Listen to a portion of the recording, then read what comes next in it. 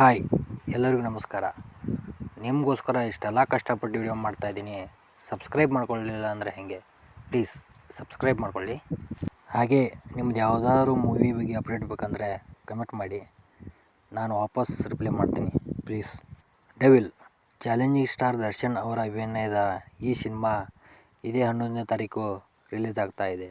ಈ ಸಿನಿಮಾಗಾಗಿ ಎಲ್ಲ ಅಭಿಮಾನಿಗಳು ಕಾಯ್ತಾ ಇದ್ದಾರೆ.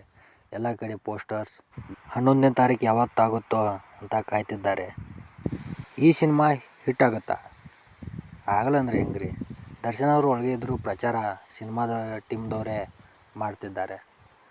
ದರ್ಶನ್ ಅವ್ರ ಕ್ರೇಜ್ ಅಂತೂ ಬೇರೆ ರಾಜ್ಯದಲ್ಲಿ ಇಲ್ಲದೇ ಇದ್ದರೂ ಕರ್ನಾಟಕದಲ್ಲಂತೂ ತುಂಬ ಕ್ರೇಜ್ ಇದೆ. ಅವ್ರ ಸಿನಿಮಾಗೋಸ್ಕರ ಥಿಯೇಟ್ರಿಗೆ ಓನರ್ಗಳೇ ಕಾಯ್ತಿರ್ತಾರೆ.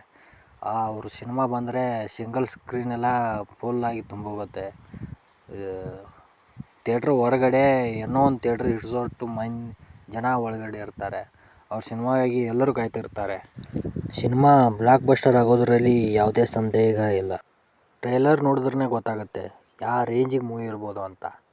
ಈ ಧನುಷ್ ಡೆವಿಲ್ ಇಬ್ಬರು ಒಬ್ಬರೇನಾ ಅಥವಾ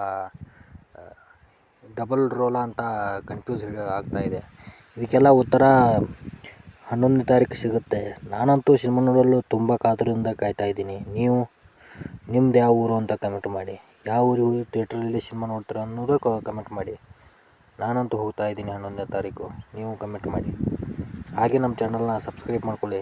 ಪ್ಲೀಸ್ ಲೈಕ್ ಮಾಡಿ. ವಿಡಿಯೋನ ಶೇರ್ ಮಾಡಿ ಪ್ಲೀಸ್. ನಿಮಗೆ ಯಾವುದಾದ್ರೂ ಮೂವಿ ಬಗ್ಗೆ ಅಪ್ಡೇಟ್ ಬೇಕಂದರೆ ದಯವಿಟ್ಟು ನಮ್ಮ ಚಾನಲ್ನಲ್ಲಿ ಕಮೆಂಟ್ ಮಾಡಿ.